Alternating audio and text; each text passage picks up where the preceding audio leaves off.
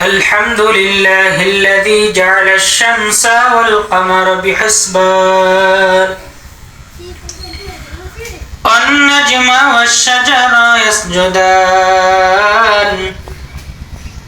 وفضل زمانا على زمان كما فضل مكانا على مكان وإنسانا على إنسان ونشهد أن لا إله إلا الله وحده لا شريك له لا زد له ولا ند له ولا مثل له ونشهد أن سيدنا وسندنا وحبيب ربنا وطبيبنا وطبيب قلوبنا ومولانا محمدا عبده ورسوله الذي أرسله الله تعالى بالحق بشيرا ونذيرا وداعيا إلى الله بإذنه وسراجا منيرا أما بعد فأعوذ بالله من الشيطان الرجيم بسم الله الرحمن الرحيم والضحى والليل إذا سجى ما ودعك ربك وما قلى وللآخرة خير لك من الأولى ولسوف يعطيك ربك فترضى ألم يجدك يتيما فآوى أو كما قال عليه الصلاة والسلام أخلص دينك يكفيك العمل القليل أو كما قال عليه الصلاة والسلام من صلى علي واحدة صلى الله عليه عشرا درود إبراهيم اللهم صل على محمد وعلى آل محمد كما صليت على إبراهيم وعلى آل إبراهيم إنك حميد مجيد اللهم بارك على محمد وعلى آل محمد كما باركت على إبراهيم وعلى آل إبراهيم إنك حميد مجيد آكسك بدينار درم خيرنا يندوك آكسك بدينار درم خيرنا يندوك سر عاقبة درسل دينار درم كاد سر عاقبة درسل دينار درم كاد الله الله الله الله الله الله الله الله الله الله الله الله الله الله الله الله الله الله الله لا إله إلا الله محمد رسول الله صلى الله عليه وسلم سبحانك لا علم لنا إلا ما علمتنا إنك أنت العليم الحكيم الحمد لله तमाम प्रशंसा अल्लाह का कोटि शुक्रिया अल्लाह पाक रब्बुल आलमीনের দরবারে যে আল্লাহ পাক রব্বুল আলামিন আমাদেরকে জুমার দিন স্মরণে রেখে সমস্ত কাজকর্মকে পিছনে ফেলে রেখে আল্লাহ পাক রব্বুল আলামিনের ঘরে আগে এসে বসার মতো তৌফিক দান করেছেন দিল থেকে শুকরিয়া আদায় করি আলহামদুলিল্লাহ আলহামদুলিল্লাহ আল্লাহ নবী সাল্লাল্লাহু আলাইহি ওয়াসাল্লাম উম্মতের জন্য কোনটা বর্জনীয় কোনটা করণীয় কি করলে উম্মতের উপকার কি করলে উম্মতের ক্ষতি কোন পথে চললে উম্মত জান্নাতের পথে গবে কোন পথে চললে উম্মত জাহান্নামের পথে এগোবে। এই সমস্ত কিছু স্পষ্ট করে দিয়েছেন হাদিসের মধ্যে। রাসূল করিম সাল্লাল্লাহু আলাইহি ওয়াসাল্লাম কখনো কোনো একটা কথা বলেন না যতক্ষণ পর্যন্ত উপর থেকে ফয়সালা না আসে। কেউ কোনো প্রশ্ন করছে, জিজ্ঞাসা করছে, আল্লাহ নবী সাল্লাল্লাহু আলাইহি ওয়াসাল্লাম চুপ করেছিলেন। আসমান থেকে ফেরেশতার মাধ্যমে আল্লাহ তাআলা বলাইছেন, তাই বলেছেন। নবীজি না কোনো মন গড়া কথা বলেছেন, না কোনো নিয়ম কারণ আপনাদের জন্য মন গড়া বানিয়ে দিয়েছেন। আমার কোনো একটা বিষয় আমি বললাম, আপনাদের কাছে শুনলেন, না শুনলেন, এটা মন গড়া কথা। আমারটা ঠিক হতেও পারে, নাও হতে পারে। তবে আল্লাহ নবী সাল্লাল্লাহু আলাইহি ওয়াসাল্লাম যেটা বলেছেন সেটা কি কখনো বেঠিক হবে বলেন? আল্লাহ নবী সাল্লাল্লাহু আলাইহি ওয়াসাল্লাম সবকিছু ঠিক বলেছেন। এমনকি তিনি তার বাস্তবীয় কোনো কথা বলেন নাই। কেননা ধরেন আমি একটা কথা আপনাদেরকে বললাম, সেই কথাটা কতটুকু সত্য বা অসত্য আমি জানি। আমার কথার কারণে যদি আপনি না শোনেন, আমি কিন্তু আপনাকে জোরপূর্বক করতে পারবো না। কেননা আপনি বলবেন যে ইমাম সাহেব হুজুর বলছেন, এটা কতটুকু সত্য বা অসত্য বা কতটুকু মিথ্যা দেখি মানি বা না মানি, এটা আমার ব্যক্তিগত বিষয়। কিন্তু ধরেন আমি বললাম আমাদের মুয়াজ্জিন সাহেব এটা আপনাকে করতে বলেছেন, বা আমাদের মুয়াজ্জিন সাহেব এটা আমাদেরকে বলছেন, তাহলে আপনার উপর একটা তাকিদ আসবে, ভাইজান আমার স্মরণ করেছে, ইমাম সাহেব যুক্ত কইছে, তা খুব গুরুত্বপূর্ণ, ঠিক না? কথা বলেন ঠিক না? ঠিক। সুতরাং আল্লাহ পাক রব্বুল আলামিন নবী সাল্লাল্লাহু আলাইহি ওয়াসাল্লামের উপর যেটা বলেছেন, যেটা করতে বলেছেন, যে কথাটা আপনাদের কাছে পৌঁছে দিতে বলেছেন, সেই কথাটাই তিনি বলেছেন। ইনশাআল্লাহ আমিও চেষ্টা করব যে বিষয়টুকু নিয়ে আপনাদের সামনে আলোচনা করব, অতটুকু বিষয় যেন কোরআন এবং হাদিসের পথে এবং সঠিক কথা বের হয়। আল্লাহ পাক যেন আমাদেরকে তৌফিক দেয়। আল্লাহ পাক রব্বুল আলামিন কোরআনুল কারীমে 114টা সূরা নাযিল করেছেন। তার মধ্যে একটি সূরা সূরা দুহা, আয়াত নাম্বার 11। আমি আপনাদের সামনে 5টি আয়াত তেলাওয়াত করেছি। এই আয়াতের মধ্যে আল্লাহ পাক রব্বুল আলামিন কি বলেছেন এই বিষয়ে আমি আপনাদের সাথে আল্লাহ চাইতো কিছু সংক্ষিপ্ত আলোচনা করব ইনশাআল্লাহ। আল্লাহ পাক রব্বুল আলামিন যে নবীজি সাল্লাল্লাহু আলাইহি সাল্লামকে আমাদের কাছে কি মুক্ত হিসাবে, কি দামি হিসাবে দিয়ে প্রেরণ করেছেন, এটা তো আমরা বুঝি না। এই সূরার মধ্যে আল্লাহ পাক রব্বুল আলামিন তার বন্ধুর প্রতি ভালোবাসা কি রকম, কি পরিমাণ ভালোবাসেন তার বন্ধুকে, কি পরিমাণ সেই ভালোবাসা তুলে ধরেছেন। আমি আপনি ভালোবাসি কতটুকু না জানি, কতটুকু আমার আপনার ভালোবাসা কতটুকু হচ্ছে না হচ্ছে, কিন্তু আল্লাহ পাক রব্বুল আলামিন তার যে বন্ধুরে কতটুকু ভালোবাসেন। অথচ এই নবীজি সাল্লাল্লাহু আলাইহি ওয়াসাল্লাম সারা জীবন কিন্তু আল্লাহর জন্য না, বরং উম্মতের জন্য কেঁদেছে আল্লাহর কাছে, ঠিক না? কথা বলেন ঠিক। কাদের জন্য কাছে? আমাদের জন্য কাছে না? কার কাছে? আল্লাহর কাছে। আমাদের জন্য কাছে, আমার উম্মত কোন পথে গেলে ভালো থাকবে, সুস্থ থাকবে। এমনকি শরীয়তের মধ্যে যে জিনিস আপনার জন্য হারাম, বর্তমান বিজ্ঞান তো দীর্ঘদিন যাবৎ ইসলামের বিপক্ষে ছিল। এখন আমি জানি না আপনারা স্যাটেলাইটের যুগে এসেও স্যাটেলাইটের খবর রাখেন কিনা, তবে খোঁজ খবর নিয়ে দেখেন বর্তমান বিজ্ঞান ইসলামের মধ্যে প্রায় ঢুকে যাচ্ছে। বলে যে ইসলামের মধ্যে যেটা হারাম করেছে এটা শরীরের জন্য ক্ষতিকারক, এবং ইসলাম যেটাকে জায়েজ বলেছে সেটা শরীরের জন্য উপকারী, আর না জায়েজ বলেছে সেটা শরীরের জন্য ক্ষতিকারক। আল্লাহ নবী ঠিক প্রতিটা অঙ্কে, প্রতিটা চিহ্নে আল্লাহ নবী কখনো আপনাদের থেকে ভালোটা সরায় নিতে চান নাই, বরং ভালোটা দিয়ে খারাপটা সরায় নিতে চেয়েছেন। এই সাপেক্ষে আল্লাহ পাক রব্বুল আলামিন তার বন্ধুকে এই দুনিয়ায় প্রেরণ করেছেন যে তোমার উম্মতের কাছে, অর্থাৎ আমার বান্দাদের কাছে আমার সঠিক বুঝ নিয়ে যাও, যেন সেটা আমল করে মানে আমি আল্লাহকে চেনে, তারা যেন তাদের ভালো জায়গায় স্থান, তাদের আদর্শ বাড়ি, নিজস্ব বাড়ি জান্নাতে যেতে পারে। এই জন্য আল্লাহ নবী সাল্লাল্লাহু আলাইহি ওয়াসাল্লাম বলেন, হে উম্মত আমার কথা তুমি শোনো। কিন্তু আমরা কত বড় কপাল পোড়া, আমরা নবীর কথা ঠিক মতো মানি না, ঠিক না? মানি নাকি পরিপূর্ণভাবে? আমাদের বয়সে পানি খাওয়া সুন্নাত, আমরা দাঁড়ায় দাঁড়ায় পান করি, জমজমের পানি ব্যতীত।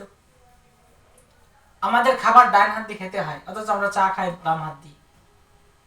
অনেকে বলতে বিড়ি খাইতে জন্য বাম হাত দিয়ে খাই, বিস্কুট খাচ্ছি বাম হাত দিয়ে। এটা কি আসলে আদর্শ? আমি যে চলতেছি বা কিভাবে কথা বলতেছি, কিভাবে আমার কাজের মধ্যে, এটা কি আসলে আদর্শ? বলে যে আমি রাসূলকে ভালোবাসি না বাসি, আল্লাহ পাক আপনার রাসূলকে ভালোবাসে। এই সাপেক্ষে সূরা দুহার মধ্যে আল্লাহ তাআলা তার বন্ধুর সাথে গভীর সম্পর্কে আলোচনা করতেছে। সূরা দুহার শানে নজুল কয়েকটি ঘটনা মুফাসসিরিনে কেরাম লিখেছেন। তার মধ্যে একটি ঘটনা হলো আল্লাহ নবী সাল্লাল্লাহু আলাইহি ওয়াসাল্লামের কণ্ঠে কুরআনুল কারীম সুমধুর শোনা যেত। কাফেররাও তার তেলাওয়াত শোনার জন্য রাত জেগে অপেক্ষা করত। আল্লাহর নবী সাল্লাল্লাহু আলাইহি ওয়াসাল্লাম ভালো করে খেয়াল করতে হবে, অমনোযোগী বা ঘুমটুম আসলে ঝাড়া দিতে হবে। কিন্তু এই মজার ঘটনা আমার মনে হয় না যে আর যতদিন থাকবো আপনাদের সামনে বলতেও পারি, নাও বলতে পারি, কারণ এটা আমি পড়তে পড়তে মজা পেয়ে গেছি। তার মানে আপনাদের কাছে একটু বলবো, এই জন্য আমি আকাপকানে পড়ছি। কেমন ভালোবাসা, আল্লাহু আকবার। আল্লাহ নবী সাল্লাল্লাহু আলাইহি ওয়াসাল্লাম দের বাড়ির মানে আল্লাহ নবী সাল্লাল্লাহু আলাইহি ওয়াসাল্লামের ঘরের খুব কাছাকাছি আবুল হাবের ঘর, অর্থাৎ আল্লাহ রাসূলের চাচা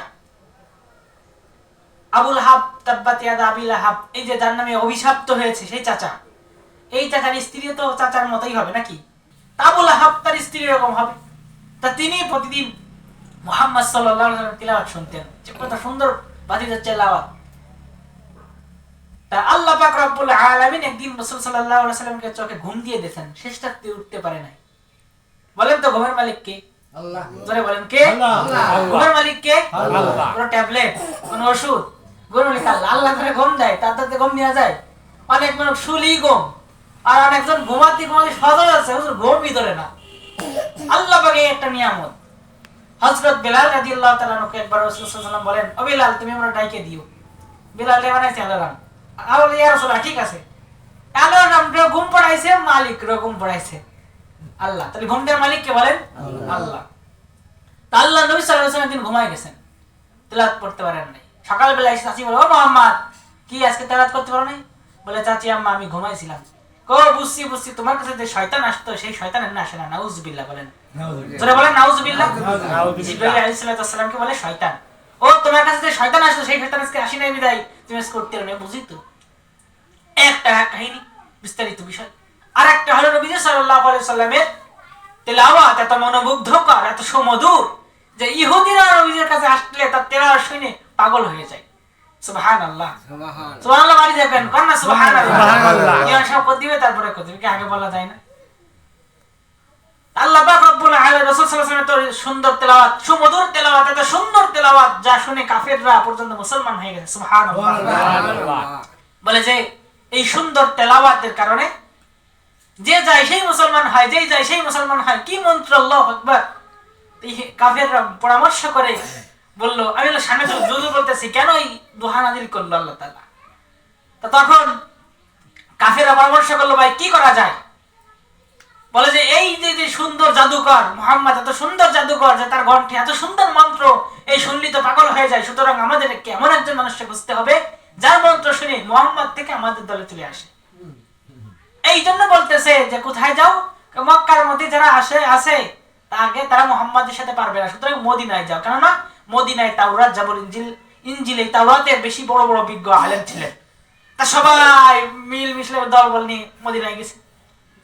দেখার পরে মদিনার ওই বিষয়ের কাছে বলতে সবকিছু খুলে বললো যে আমাকে মক্কার মধ্যে এমন এক জাদুকর শুরু আসছে যার মনে মুগ্ধের কিছু বাণী শুনলেই মুসলমান কাফের মুসলমান হয়ে আমার দলের কমে যাচ্ছে, আমারই ভাতিজা আমাদের ধর্মের বিপক্ষে চলতেছে। সবকিছু বলা টলা শেষ, না শুনি শেষ, এমনি সে আলেম বলতেছে, তাওরাতের আলেম অর্থাৎ বড় বিদ্বেষী মানুষ বলতেছে, সেই লোকটার নাম কি? বলে সেই লোকটার নাম হলো মুহাম্মদ, আমাকে আগুন বাতি যায়। বলতে তার মার নাম কি আমেনা? বলতেছে হ্যাঁ। তার বাপের নাম কি আব্দুল্লাহ? ওই আলেম বলতেছে কাফেরদের কাছে, তার মার নাম কি আমেনা? বলে তার বাপের নাম কি আব্দুল্লাহ। তার গঠন কি এরকম, তার চুল এরকম, তার নাক চোখ এরকম। বলে হ্যাঁ এটাই। তুমি কেমনে জানলে? আমার কথা ছাড়ো, শোনো রব্বুল আলামিন যেটা করেন বান্দার ভালোর জন্যই করেন। ওই তাওরাতের আলেম বলতেছে তোমরা যাও, যে ওদেরকে 3টে প্রশ্ন করবা। 3টে প্রশ্ন করলে যদি উত্তর দিতে পারে তোমরা সবাই মুসলমান হয়ে যাবা, আর যদি উত্তর না দিতে পারে তোমরা তারে কতল করে হত্যা করে ফেলাইও। ওরা কয় কি আসলাম ওরা নেওয়ার জন্য, আর ওরা উল্টে উল্টে কাছে মুসলমান হতে, কোন বিপদে পড়লাম। তখন তারা বলতেছে যে যাও। কি কি প্রশ্ন? 1 নম্বর প্রশ্ন রূহ সম্পর্কে, আত্মা সম্পর্কে, রূহ জগৎ কোথায় ছিল, কি দেখি অবস্থা। 2 নম্বর तमाम বিশ্ব, এর মধ্যে একজন বাদশা ছিল, সেই বাদশার ইতিহাস সম্পর্কে, অর্থাৎ বাদশা জুলকারনাইন হতে পারে, বাদশা জুলকারনাইনের ইতিহাস জানতে চাচ্ছে। 3 নম্বর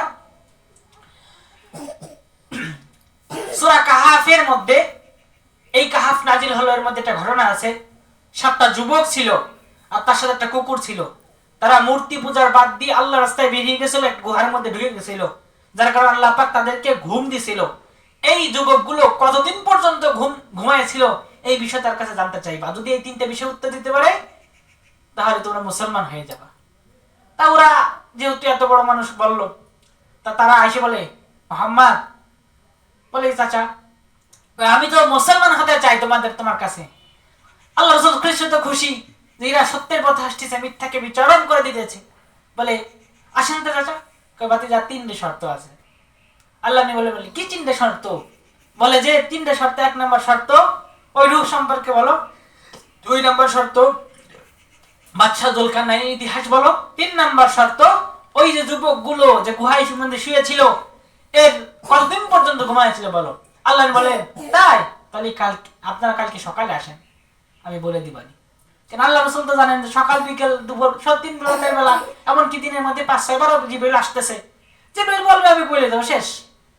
তবে আল্লাহ নবী ওই দিন সকালে আসছে, জিবরিল আসে নাই। আল্লাহ নবীর কাছে বললো, মুহাম্মদ বলো, কথা বিকেলে আসেন।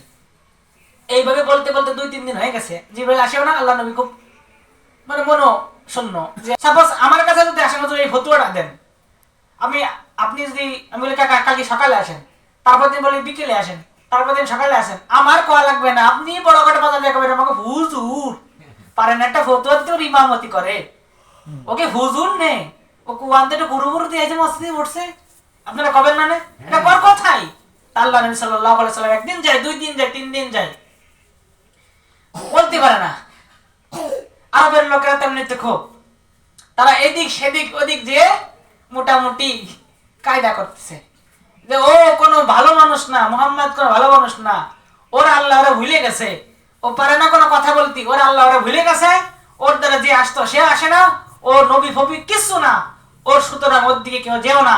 কাফেররা সমালোচনা শুরু করে দিয়েছে। আল্লাহ নবী সাল্লাল্লাহু আলাইহি ওয়াসাল্লাম এই বলতেছেন, 1 দিন না, 2 দিন না, 3 দিন না, 4 দিন, 15টা দিন জিবরাইল আসে নাই, আল্লাহ নবীর সাথে কোনো সম্পর্ক নাই। আল্লাহ নবী কান্না শুরু করছে। আমাদের কাফেররা লটায় বেড়াচ্ছে যে আমাকে তো আল্লাহ তাআলা ভুলে গেছে, নবীরে ভুলে গেছে। ও কি নবী নাকি? ও মুহাম্মদ এতদিন কি বলেছে? আল্লাহ নবী সাল্লাল্লাহু আলাইহি ওয়াসাল্লামের চোখের পানি ঝরঝর করে পড়তেছে। 1 দিন নয়, 2 দিন নয়, 3 দিন নয়, 4 দিন নয়, 5 দিন নয়, 3.5 টানা 15টা দিন জিবরাইল আল্লাহ নবীর কাছে আসে না, কোনো পয়গাম নিয়ে আসে না, কোনো ওহী নিয়ে আসে না। 3টা প্রশ্ন করছে কাফেররা, 3টা প্রশ্নের একটা প্রশ্নের উত্তর দিতে পারতেছে না।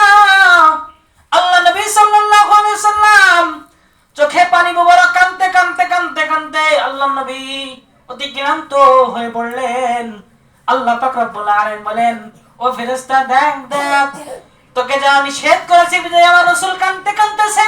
কাফেরদের অত্যাচার, কাফেররা বলতেছে আমি নাকি আমার বন্ধুকে ভুলে গেছি, এই সমালোচনা চলতেছে।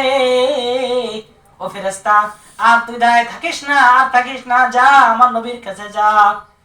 আল্লাহ পাক রব্বুল আলামিন এই বলার সাথে সাথে জিবরাইল তার পাখা দিয়ে দুনিয়া আগমন করলেন। এসে বলে, ইয়া রাসূলুল্লাহ আসসালামু আলাইকুম। আল্লাহ নবী একটু কষ্ট পেলেন, আল্লাহ নবী একটু কষ্ট জমা। কিরে জিবরাইল তুমি এতদিন আসো নাই? ওয়ালাইকুম আসসালাম। আমরা তো আগে থাকি না, কিরে তুই এতদিন এসে নাকি করছিস? ওয়ালাইকুম আসসালাম, তোর তো খবর নাই। আল্লাহ নবী একটু কষ্ট পাইছেন, কিন্তু দূরটা তো আল্লাহর। কার? আল্লাহর না। বার্তাবাহকটা কার? আল্লাহর। কথা বলেন, বার্তাবাহকটা কার? আল্লাহ। কথা না বললে আমি বলে বুঝতেছি না, আর না বুঝলে আমার বয়ান করে কোনো লাভ নাই। ফেরেশতা আসে কার পক্ষ থেকে? আল্লাহর পক্ষ থেকে। সুতরাং যদি ফেরেশতার সাথে একটু নাফরমানি করি, মনে করেন যে আমার মামা মেম্বার উনি একটা কথা আমার কাছে বললো একজনের মাধ্যমে, আমার এক স্বাস্থ্য ভাই সে দীর্ঘদিন আমাদের আসে না, উনার কথা নিয়ে আসছে। আমি যদি কই এতদিন পরে আন না এই জন্য আপনার মেম্বার তলব করে জাতি কইছে, ও আচ্ছা যা। ওই মেম্বারে পাঠাইছি দেবে রাগ করি, যদি ওরে কই দেয় তুমি আমার আমাদের আমি খারাপ হয়ে যাব। সুতরাং সেই সাপেক্ষে বলতেছে যে আল্লাহর দূত আল্লাহ নবী একটু কষ্ট হইছেন, তারপরে আবার কান্না করতে। নবীজি মুহাম্মদ রাসূলুল্লাহ সাল্লাল্লাহু আলাইহি ওয়াসাল্লাম জিবরাইলকে আগমন দেখে সাথে সাথে চোখের পানি আবার দরদর করে ছেড়ে দিলেন। সুন্দর চেহারা, সুন্দর আলোকিত উজ্জ্বল চেহারার মধ্যে পানি মানাই না। আল্লাহ নবী সাল্লাল্লাহু আলাইহি ওয়াসাল্লাম বললেন, জিবরাইল 1 দিন নয়, 2 দিন নয়, 3 দিন নয়, 4 দিন নয়, পাক্কা 15টা দিন তুমি আমার কাছে আসো না। জিবরাইল বলো কেন আসো না? বলো জিবরাইল বলো কেন আসো না? আল্লাহ নবী কাঁদতেছে আর এই প্রশ্নগুলো করতেছে। জিবরাইল ডাক দিয়ে বলে, ইয়া রাসূলুল্লাহ, ইয়া হাবিবাল্লাহ, ও আল্লাহর নবী আমি তো আসতে চাই, আল্লাহ পাক রব্বুল আলামিন আমাকে আসতে দিতে চান না। আল্লাহ পাক আমাকে বাধা দেন। আমি তো আসতে চাই, আপনার কান্না আমি জিব্রাইল সহ্য হয় না। আমি আপনার কাছে আসতে চাই, এই প্রশ্নের উত্তর নিয়ে আমি আপনার কাছে আসতে চাই। কিন্তু আল্লাহ পাক রব্বুল আলামিন যতবার ইচ্ছা করি, আল্লাহ পাক রব্বুল আলামিন ততবার আমাকে বাধা দেন। না না, বন্ধুর কাছে যাওয়া লাগবে না। আলী কথা শোনা পড়ে জিব্রাইল এই কথা শোনা পড়ে আল্লাহ নবী সাল্লাল্লাহু আলাইহি সাল্লাম আরো তুমুল বেগে কান্না শুরু করলেন। ও জিব্রাইল, তাহলে কাফেররা যেটা বলতেছে আমার সাথে আমার রবের দ্বিধাদ্বন্দ্ব শুরু হয়ে গেছে, তাহলে কাফেররা যেটা বলতেছে আমার রব আমাকে ভুলে গেছে, তাহলে কি এটা সত্য? জিব্রাইল বলে, ইয়া রাসূলুল্লাহ, ইয়া হাবিবাল্লাহ, না না, কাফেরদের কথা সত্য নয়। আল্লাহ আপনাকে ভুলে নাই, আল্লাহ আপনাকে ভুলে নাই। আল্লাহ আপনাকে স্মরণ রেখেছে, যার বিনিময়ে আমাকে পাঠিয়েছে। সুবহানাল্লাহ, সুবহানাল্লাহ, সুবহানাল্লাহ। বাড়িতে কইলেন সুবহানাল্লাহ, বলেন সুবহানাল্লাহ, সুবহানাল্লাহ। বলে যে জিব্রাইল আমাকে আল্লাহ তাআলা পাঠিয়েছে। আল্লাহ নবী সাল্লাল্লাহু আলাইহি সাল্লাম বলেন, জিব্রাইল তোমাকে আল্লাহ পাক রব্বুল আলামিন এতদিন কেন পাঠাই নাই তাই বলো। আমি কেমনে মানবো যে আল্লাহ আমাকে বলে নাই, আল্লাহ আমাকে মনে রেখেছে? ওগো জিব্রাইল তুমি বলো আল্লাহ তোমাকে কেন পাঠাই নাই। আল্লাহ জিব্রাইল বলতেছে, ওগো আল্লাহর নবী, আপনি কাফেরদের বলছিলেন, এই যে এইটুকু আপনাদের জন্য বাড়ি বুঝার বিষয়। কি বিষয়? আপনি কাফেরদের বলেছিলেন যে কালকে আগামীকাল আসেন, এই তিনটে প্রশ্নের উত্তর আমি দিয়ে দেবো। আপনি কি ইনশাআল্লাহ বলেছিলেন? বলে যে না। বলে ইনশাআল্লাহ না বলার কারণে আল্লাহ পাক আমাকে আপনার কাছে পাঠান নাই। কি বুঝলেন? ইনশাআল্লাহর কত দাম। নবীরা তো ভুল করেন না, আল্লাহ তাআলা ভুল করেন কিসের জন্য? উম্মতের শিক্ষা দেওয়ার জন্য। নবীদের কোনো গুনাহ আছে বলেন? কোনো গুনাহ নাই, তারা তো ভুল করেন না, তাদেরকে ভুল করায়। একটা মানুষকে যদি বারবার ছিন্নভিন্ন করে খারাপি বরাবি সবকিছু দিয়ে ফেলে, একটা পাত্রে যদি 80 বার করে পানি দেওয়া হয়, সেই পাত্রের মধ্যে কি ময়লা থাকবে বলেন? আমার এই যে জামাটারে যদি 50 প্যাকেট সার্ফ এক্সেল, বড় বড় সার্ফ এক্সেল ধোয়া হয় একবার এর মধ্যে কোনো ময়লা ভাড়া যাবে? শেষমেশ জামা কবে আমার মাফ করো, আমি ছিঁড়ে যাই। ঠিক কবে না জামা আমার মাফ করো, আমি ছিঁড়ে যাই। আল্লাহ নবী সাল্লাল্লাহু আলাইহি ওয়াসাল্লামের সিনা বিদীর্ণ করাচ্ছে 4 বার। এর মধ্যে খারাপই নাই, তারা কিন্তু ভুল করেন না, আল্লাহ পাক তাদেরকে দিয়ে ভুল করান যাতে করে উম্মতের জন্য শিক্ষা হয়ে যায়। তাহলে জিব্রাইল আসে নাই নবীর কাছে কিসের কারণে বলেন? ইনশাআল্লাহ না বলার কারণে। কি বলার কারণে? ইনশাআল্লাহ না বলার কারণে। ইনশাআল্লাহ কি দাম? এক লোক গরু কিনতে যাবে, স্ত্রীর কাছে, স্ত্রী মেলা করে টাকা জমা হয়েছে, একটা গায়ে কিনতে যাবো, টাকা করে যাও দিন পাই না, ওই গায়ে কিনে আসবানি। স্ত্রীর কাছে ইনশাআল্লাহ কও, কই উচিত টাকা দিয়ে গায়ে কিনবো, আমারটা দিয়ে ইনশাআল্লাহ আমি কবানি। স্ত্রী কথা না কও ইনশাআল্লাহ একবার, কার দূর তুমি বসে করে রেডি আর আমি গায়ে আনি ডাক দিলে তুমি দরজা খুলবা। স্ত্রী কথা ইনশাআল্লাহ করে না, তুমি পাগল নেই, তা উচিত কষ্টের টাকাতে গায়ে কিনবো আমি, ইনশাআল্লাহ কবানি আমি পাগল নেই। আচ্ছা গেছে গায়ে কিনতে গেলে 4-5 জন নালা দুলাল উঠায়, মোটামুটি এদিক সেদিক দিয়ে একটু দরাদরি করার কারণে ঘর না আছে। তো গায়ে এলাকা করছে কি ভাই, আপনি গোবরটা ধুয়ে আসেন, টাকাটা পরে বিনে দিয়েন। তো অনেক যে সময় গোবর ধুতে গেছে, 4-5 জন ওনার পাশে ঘোরাঘুরি করতেছে, ওই তাদের তল দিয়ে অপারেশন করে টাকা করা বিসমিল্লাহ করে নিয়ে গেছে। এখন তো টাকা নাই, কাইদের কাছে টাকা নাই, এখন কাইতে গেছে দরজা দিয়ে টোকায়। স্ত্রী বলে কি ডাক? ইনশাআল্লাহ আমি। পরে কাছে, ও তুমি আইছো গাই কিনছো? ইনশাআল্লাহ গাই কিনতে নাই। কয় কে? কই ইনশাআল্লাহ টাকা সরে নিয়ে গেছে। এখন আর ইনশাআল্লাহ কি সুদিরা মুইতে সত্যি না। কই ঘরে আসবা? কই ইনশাআল্লাহ আজকে রাতে শুতে দাও। কই ইনশাআল্লাহ শুয়ে কি করবা? কই ইনশাআল্লাহ বলতে সব দিন ইনশাআল্লাহ কবা। কোন কাজ যদি বলতে ইনশাআল্লাহ আমি আগামী কাল তোমাদের বাড়ি যাব, কি হবে বলেন? ইনশাআল্লাহ। ভাই আগামী কাল আমি কাজটা করব, কি হবে? ইনশাআল্লাহ। আল্লাহ যদি চায় পরবর্তী কাজের জন্য। ভাইরা আমার, দোস্তরা আমার, আল্লাহ নবী সাল্লাল্লাহু আলাইহি ওয়াসাল্লামের কাছে জিবরাইল আসে না কিসের কারণে? ইনশাআল্লাহ না বলার কারণে। এই ইনশাআল্লাহর কত দাম! এই তামাম বাদশা জুলকারনাইন, তার বাদশা জুলকারনাইন, লম্বা ঘটনা থাক, বিস্তারিত যাব না। দেখ ইনশাআল্লাহ বলার কারণে আল্লাহ নবী সাল্লাল্লাহু আলাইহি ওয়াসাল্লাম নিজের মধ্যে দ্বিধাগ্রস্ত করলেন যে আমি ইনশাআল্লাহ কেন বললাম না। আল্লাহ পাক রব্বুল আলামিন তার জিবরাইলকে পাঠায়া বলেন, ও আল্লাহর নবী আপনি আর কান্না করেন না। আল্লাহ পাক রব্বুল আলামিন আপনাকে সুসংবাদ দিয়েছে, আপনার রব আপনাকে বলে নাই। কি সুসংবাদ গো জিবরাইল শোনাও? বলে অদ্দুহা ওয়াল লাইলি ইযা সাজা। অদ্দুহা একটা কসম কাটছে আল্লাহ তাআলা। একটা কথা মনে রাখবেন, আল্লাহ পাক রব্বুল আলামিন কসম কাটলে যে কথা, না কাটলেও সে কথা। আল্লাহর শান, আল্লাহর মান কসম কাটাবিহীন, কসম কাটাসীহীন একটুও কমে না। বুঝছেন কি বলছি? আল্লাহ যদি বলে এটা খুঁটি, এটা খুঁটি, আল্লাহ যদি কয় আল্লাহ এটা খুঁটি, আল্লাহ কসম করছে খুঁটি, খুঁটি, একটু কমে না, একটু বাড়ে না। অর্থাৎ আল্লাহ আল্লাহ। কেমনে বুঝাবো বলেন? আমার তো সে পয়সা, আমার এই ক্ষুদ্র জ্ঞান ধরতেছে না। আল্লাহ আল্লাহ, আল্লাহর কোন দিতে কমেও না বাড়েও না। আল্লাহ তো আল্লাহ।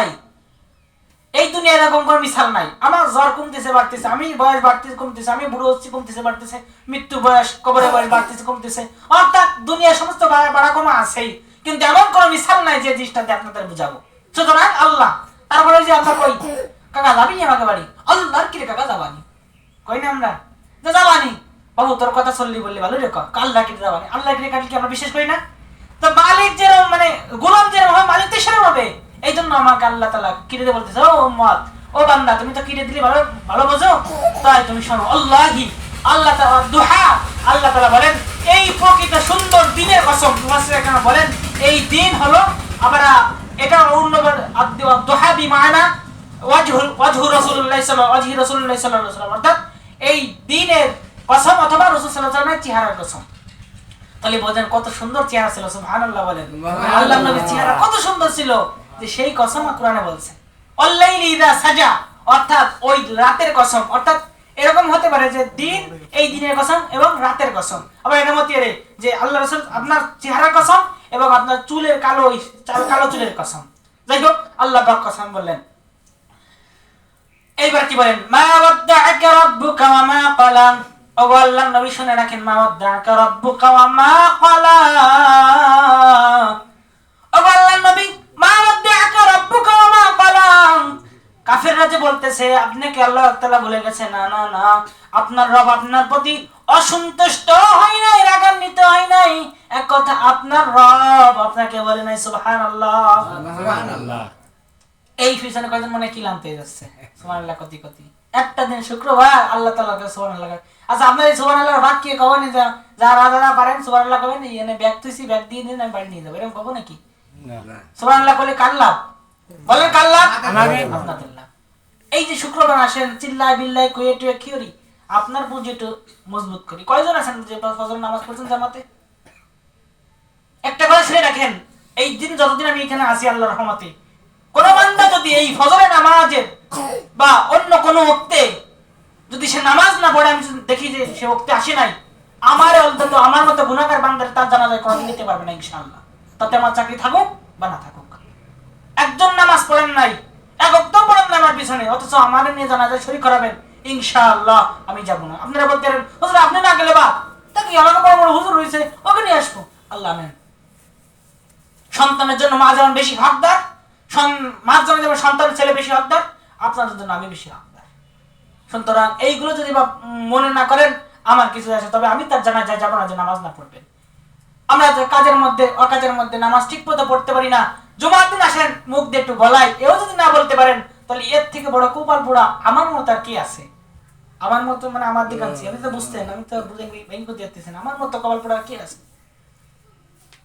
তাহলে আল্লাহ রাসূল সাল্লাল্লাহু আলাইহি ওয়াসাল্লাম, আল্লাহ তাআলা বলতেছেন, নবী আমি আপনাকে ভুলি নাই। সুবহানাল্লাহ বলেন, সুবহানাল্লাহ। আমি আপনাকে ভুলি নাই। এরপরে আয়াতটি বললেন, ওয়াদ-দুহা ওয়াল-লাইলি ইযা সাজা মা ওয়াদ্দাআকা রাব্বুকা ওয়া মা ক্বালা ওয়ালাল আখিরাতু খায়রুল লাকা মিনাল উলা। ওগো নবী, আপনি বিশ্বাস রাখেন আল্লাহ পাক রব্বুল আলামিন আপনাকে দুনিয়ায় যা দিয়েছেন, কিয়ামতের ময়দানে আখিরাতের জন্য আপনার জন্য কোটি কোটি কোটি গুণ বরাদ্দ রেখেছেন। সুবহানাল্লাহ, সুবহানাল্লাহ। আল্লাহ নবী সাল্লাল্লাহু আলাইহি ওয়াসাল্লামকে দুটো সুসংবাদ দিয়েছেন। ওগো নবী, আপনার চুলের কসম, আপনার চেহারার কসম, আল্লাহ পাক রব্বুল আলামিন আপনাকে ভুলেন নাই, আল্লাহ পাক রব্বুল আলামিন আপনার উপর রাগান্বিত হন নাই। ওগো নবী, আবার শুনে রাখেন, আল্লাহ পাক রব্বুল আলামিন আপনাকে দুনিয়ায় যা দিয়েছেন, আল্লাহ পাক রব্বুল আলামিন থেকে কোটি কোটি কোটি কোটি গুণ বাড়াইয়া আপনার জন্য আখিরাতে বরাদ্দ করেছেন। সুবহানাল্লাহ, সুবহানাল্লাহ। তাহলে গেল আল্লাহ পাক রব্বুল আলামিন সুসংবাদ দিচ্ছেন। ওই যে কাফেররা বলেছিল যে ওই মুহাম্মদ, আল্লাহ ওরে মুহাম্মদ যে ভুলে গেছে, আল্লাহ তাআলা বলে কি বলতেছে যে ভুলেন না, ওয়াদ-দুহা ওয়াল-লাইলি ইযা সাজা মা ওয়াদ্দাআকা রাব্বুকা ওয়া মা ক্বালা ওয়ালাল আখিরাতু খায়রুল লাকা মিনাল উলা ওয়ালা সাওফা ইউতিকা রাব্বুকা ফাতারদা। ও নবী, আপনি চিন্তা করেন না, আপনি চিন্তা করেন না, চিন্তা করেন না, আপনার রব আপনাকে বলে নাই বরং অচিরে আপনার রব আপনাকে এত দিবেন যে আপনি খুশি হয়ে যাবেন। সুবহানাল্লাহ। হতে পারে এই খুশি, এই এত দিবেন যে আপনি খুশি হয়ে যাবেন, হতে পারে এই কথাটা মিরাজের কথা হতে পারে। কেন কোন নবী আল্লাহ তাআলার সাথে সামনাসামনি মিরাজ করতে পারেন নাই? এই জন্যই তো বলে আসসালাতু মিরাজুল মুমিনিন। এই যারা নামাজ পড়ি ভাই আমরা, ফজরের নামাজ হোক অন্য কোনো সুন্নাত হোক, আপনি যদি সুন্নাত পড়ে আপনার যত বড়ই কথা হোক পারে, সেটা হাদিসের কথা কোরআনের কথা যে বড় কথা হোক, নামাজের সময় কথা কওয়া বন্ধ বাস। আবার কোরআন তেলাওয়াত করতেছে নামাজ দাঁড়াবেন না, অন্য জায়গায় পড়েন। একটার মধ্যে একটা গ্যাসাং দিয়েন না, নেগেটিভ পজিটিভ মিলেন না, ঠাস করে বাসটা আগুন দিয়ে লাইট তো জ্বলবেন না, ফ্যান তো বাদ, গরমে মরবেন ঘামি ঘুমি শেষ। সুতরাং নামাজ পড়তেছে, সুন্নাত পড়তেছে, বেতর পড়তেছে, যাই বলুক আমার জবানের জন্য কথা না বেরোয়। এমনিতে দুনিয়াবির মধ্যে মসজিদের মধ্যে দুনিয়াবির কথা বলেন না, বলা নিষেধ। তারপরে যদি একান্তিতে পড়ে আখিরাতের কথা বা এমন আপনার মনে হয় যে এই কথাটা বললে আমার গুনাহ হবে না, বলেন, তবে খেয়াল করতে হবে যেন নামাজ না পড়ে। আমরা ইনশাআল্লাহ পারবো তো? ইনশাআল্লাহ। তাহলে কি বললাম? অচিরেই আপনার রব আপনাকে এত দিবেন যে আপনি খুশি হয়ে যাবেন, অচিরেই দেবে। তো আল্লাহ তাআলা যে আমার সন্তান যদি কান্দে, মানে এখন বাড়ি গেছি কিছু পকেট নিয়ে নাই, আর না সন্তান কোলে আসছে, কাঁদবো মা খাত্তা মা আমি তো আনি নাই, আর না কান্না শুরু করবে। পরে আমার মাথা তুলে মা তুমি কান্দে না, এই নাও তোমার চকলেট, এই নাও তোমার চুইংগাম, এই নাও তোমার ফি ব্যান্ড, এই নাও তোমার ফিতে। আমরা বলি না? আপনারা মনে বলেন না? আমার একা মাই আছে আমি বলি, বলেন না আপনারা? সামনে বিয়ে দিয়েছে নাতি পুতে এগুলো না বলে বলে না কোনোদিন। কিসের বাপ মা? যাই হোক, যে কথা বলতেছিলাম, তাহলে এই যে কাফেররা বলছে আপনার মোহাম্মদকে মোহাম্মদের আল্লাহ ভুলে গেছে, যার কারণে আল্লাহ তাআলা সুসংবাদ দিয়েছে, ওগো নবী আপনি কাঁদেন না, আপনার সুন্দর চেহারার কসম, আপনার কালো চুলের কসম, আমি আপনাকে ভুলি নাই, এবং কি দুনিয়ায় আপনাকে যা দিয়েছি আখিরাতের ময়দানে কোটি কোটি গুণ বরাদ্দ রেখেছি, এবং অচিরেই আপনাকে করব, মানে অচিরেই খুশি করব। এরপরে যে আয়াত বলতেছে কি মধু, আল্লাহ রসুলকে স্মরণ করে দিতেছে। আপনার একটা গালাগালি দিলাম, আপনি আমার বলেন না যে বুঝছি আমার প্রতি মহাব্বত নাই, তাহলে বলেন কে রে ভাই তুই যে অ্যাক্সিডেন্ট করলি, মানে মাথা ফাটলি, কে আগে নিয়ে গেছিল, কে নিয়ে গেছিল ডাক্তারের দ্বারে ক, তখন তো তার চোখ অস্ত্র শিখতে যায়, কি রে সত্যি তো এটা ফিরে আসে না? ঠিক আল্লাহ তাআলা আল্লাহ রাসূলকে বলতেছে والضحى والليل إذا سجى ما ودعك ربك وما قلى الآخرة خير لك من الأولى ولسوف يعطيك ربك فترضى ألم يجدك يتيما فآوى। ওগো বন্ধু আপনি কি ভুলে গেছেন যখন আপনি এতিম হয়ে গেছেন, আপনার জন্মের আগে আপনাকে বাপ নিয়ে গেলাম আপনার কাছ থেকে, জন্মের 6 বছর বয়সে আপনার মাকে নিয়ে গেলাম, 8 বছর বয়সে আপনার দাদাকে নিয়ে গেলাম, বলেন তো রাসূল এই সময় আপনাকে কে লালন পালন করেছে? তখন আল্লাহ তাআলা মনে করে দিয়েছে রাসূল আপনি ওদের কথাই কেন কাঁদতেছেন যে আমি আপনাকে ভুলে গেছি, আমি তো আপনার কাছে জিবরিল পাঠাইনি, আপনি ইনশাআল্লাহ বলেন নাই, তাই কি তাতে করে উম্মতের জন্য নিদর্শন হয়ে থাকে, কিন্তু রাসূল এই কারণে আমি আল্লাহ আপনাকে ভুলে যাই নাই, আপনাকে স্মরণে রেখেছি, অনন্ত আপনাকে সুসংবাদ দিয়েছি। এরপর যদি আপনার শান্ত না হয়, ওগো আল্লাহ রাসূল বলেন ভুললে তো আমি আল্লাহ তখনই ভুলে যেতে পারতাম যখন আপনার কেউ ছিল না, তখন আমি আল্লাহ তাআলাকে আপনাকে ভুলি নাই, আর এখন কেমনে ভুলে যাই? আল্লাহ পাক রব্বুল আলামিন তাআলা কি বলেছেন? ওগো রাসূল আপনি মন খারাপ করেন না, আমি আল্লাহ তাআলা আপনাকে ভুলি নাই, আপনার চেহারার সুন্দর কসম বলে করতেছি, ওগো হাবিব আপনার কালো চুলের কসম দিয়ে বলতেছি আমি আপনাকে ভুলি নাই, আপনার দুনিয়াতে যা দিয়েছি আখিরাতে কোটি কোটি গুণ বরাদ্দ রেখেছি। ওগো রাসূল শুনে রাখেন অচিরেই আপনাকে খুশি করব।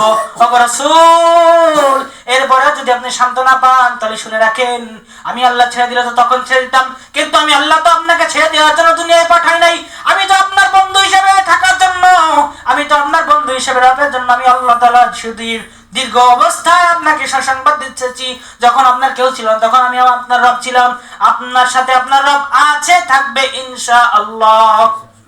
ইনশাআল্লাহ আল্লাহ কইছেন আমরা করছি ইনশাআল্লাহ, বলেন ইনশাআল্লাহ। আল্লাহ তাআলা এই যে দেখেন আল্লাহ পাক রব্বুল আলামিন ছিলেন থাকবেন। সুতরাং যেই কথা বলছিলাম যে আমরা তো রাসূলের কোনো কিছু বলি না, বাম হাত দেখায় পানি, বাম হাত দেখায় ভাত, বাম হাত তো বাম হাত দেখায় না, মানে নিজের ওদেরটা গিন না, ওরে যে বড় বড় জায়গা দেখছে শুনছি, এটা কিসসা সত্য নাকি জানি না, মনে হয় সম্ভবত ফখরে বাঙ্গাল এরকম একটা কথা শুনছি, এক লোক বলে ইন্ডিয়া গেছে, পাকিস্তানে গেছে ই খাওয়ার জন্য, ওই যে আমন্ত্রিত করছে ভালো খাবার খাওয়ার জন্য, তা তিনি এই ডাইন হাত দিয়ে খড়ি টড়ি ফেলাই দিয়ে ডাইন হাত দিয়ে খাচ্ছে, তো তখন উনরা ওই খড়ি লাঠি লুটি ঠয় ঠয় ঠয় ঠয় খায়, তো উনরা কাছে যে হ্যাঁ বাঙালি তুমি বলো তো তোমাদের দেশে কুকুররা কিরম খায়, মানে বাঙালি হিট দিচ্ছে কুকুররা হাত দিয়ে গাল দিয়ে খায়, হ্যাঁ বাঙালি বলো তো কুকুররা কিনে খায়, উনি একটা কথা উত্তর দিয়েছিল হ্যাঁ কুত্তর সজব, আমাকে কুত্তো আমাকে ইসি বাংলাদেশে কুত্তো বাম হাত দিয়ে ঠয় ঠয় ঠয় ঠয় খায়, বুঝছেন? এই জন্য যে বলতেছিলাম আমরা তো বাম হাতে যারা বুঝি না, বিড়ি তো খাতে নিষেধই করছি, তাও তো খাচ্ছেন, তাও তো বাবা। আরে আল্লাহ, এক পায়খানা টয়লেটে গেছি, যাই দেখি বিড়ি বিড়ি বিড়ি, মানে বিড়ি কারখানা ঢুকলাম না টয়লেটে ঢুকলাম বুঝতেই পারলাম না। এই বিড়ি সেই খারাপ টান কি, আমার সামনে যারা খান তাদের আমার মনের থেকে বলতে আসে, আব্বা জান এটা ভালো না তো, খান না, খান কেন? যদি ভালো হয় যে না শরীর উপকার থাকে, আমারে ধরাবেন, আমি আমার ঘরের মধ্যে কারখানা করবো, বিড়ির কারখানা, আমি খাবো। কত বস্তা বিড়ি হলে আপনার ভরেন ভরে কোন দিন? আমার বেতন দেবি সেই কয় বস্তাকে আপনারা কিনে দিয়ে খাওয়ানি কোন? কত বস্তা হলে আপনি ছাড়বেন বলেন? বিস্তারিত কথা, সংক্ষেপে একটা বিষয়, যে বিষয় বলতেছিলাম যে আল্লাহ পাক রব্বুল আলামিন নবীকে ছাড়েন নাই, কখনো ছাড়বেন না। আল্লাহ পাক দুনিয়াতে রাসূলকে তা দিয়েছেন, কোটি কোটি গুণ বরাদ্দ কোথায় রেখেছেন? হাসরে রেখেছেন। সুতরাং আল্লাহ তাআলার সাথে আল্লাহ নবী সবসময় আছেন। নবী সাল্লাল্লাহু আলাইহি ওয়াসাল্লাম আল্লাহকে যেমন স্মরণ রেখেছেন, আল্লাহ পাক নবী সাল্লাল্লাহু আলাইহি ওয়াসাল্লামকে স্বীয় বন্ধু হিসেবে স্বীকৃতি দিয়েছেন এবং পরকালে দিয়ে বড় উচ্চ স্থানে বসাবেন। সুতরাং আমি আপনাদের কাছে যেটা বলতে চাচ্ছি, যদি আপনার রাসূলকে আকৃষ্ট করতে পারেন, আপনার রাসূলের সুন্নাত অনুযায়ী ধরতে পারেন, আপনার রাসূলকে আলিঙ্গন করে জীবনের সাথে ফিট করতে পারেন, ইনশাআল্লাহ ইনশাআল্লাহ হাসরে কঠিন ময়দানে যেই দিন আপনার বাপ মা আপনাকে চিনবে না, হাসরে কঠিন ময়দানে যেই দিন কেউ কাউকে চিনবে না, হাসরে কঠিন ময়দানে আপনার আপন বন্ধুকে পাওয়া যাবে না, স্ত্রীকে পাওয়া যাবে না, যেই স্ত্রী সন্তানের জন্য সবটুকু করতেছেন কেউ থাকবে না, সেই দিন ইনশাআল্লাহ আল্লাহ আপনাকে ভুলবে না, ইনশাআল্লাহ। বুঝছেন কথা? যদি আপনি আল্লাহ রাসূলকে না বলেন, না না হুজুর বলি না, কিরকম বলি না? বলে যে হাদিসে আসছেন যে সম্ভবত তিরমিজি হাদিসে, আমার হাদিসের রেওয়ায়তটা তো মনে নাই, বলে যে একটা মানুষ 20 বছর হায়াত পাক আর 24 বছর হায়াত পাক, পুরো জিন্দেগির মধ্যে শয়তান যে পরিমাণ ধোঁকা না দেয়, মৃত্যুর সময় তার থেকে বেশি ধোঁকা দেয়, বলে তার থেকে বেশি ধোঁকা দেয়। সুতরাং যারা নামাজ পড়তে আসেন না শয়তানের ধোঁকায়, তাহলে এই ওয়াক্ত নামাজ পড়তে আসেন না শয়তানের ধোঁকায়, তাহলে সারা জিন্দেগির ধোঁকা একসাথে শয়তান মৃত্যুর সময় দেয়। একটা ধোঁকার কারণে আপনি নামাজ পড়তে আসতে পারতেছেন না, অথচ আপনি কি নম্বর আল্লাহওয়ালা লোক যে মৃত্যুর সময় এই শয়তান থেকে বাইরে আপনি মুখ দেখবেন লা ইলাহা ইল্লাল্লাহ, শয়তান দূরে চলে মুহাম্মাদুর রাসূল, কেমনে পারবেন? এইটুকু ইমান না ফজর নামাজ পড়ার জন্য বলে এই ইমান আপনাকে জান্নাতে নিয়ে যাবে, এটা কেমনে সম্ভব? আমার তো স্বামী তো দেখি নাই যে আগুন আর পানি একসাথে জ্বলতেছে, আগুন কাছে ভাই আমি আসছি দাঁড়া, আগুন আর ওরা দুজন খালাতো ভাই হিসেবে পানি আর আগুন একসাথে জ্বলতেছে, আমি তো দেখি নাই। পানি শেষ আগুন জ্বলতেছে, অথবা আগুন নিভে গেছে পানি আছে, একসাথে তেল আর পানি কখনো মিশতে আমি দেখি নাই। তা আমার বেঈমান ইমান, আমার বেঈমান আর আমাকে জান্নাতে নিয়ে যায়, আমি তো এটা আমি আসলে কল্পনা করতে পারতেছি না।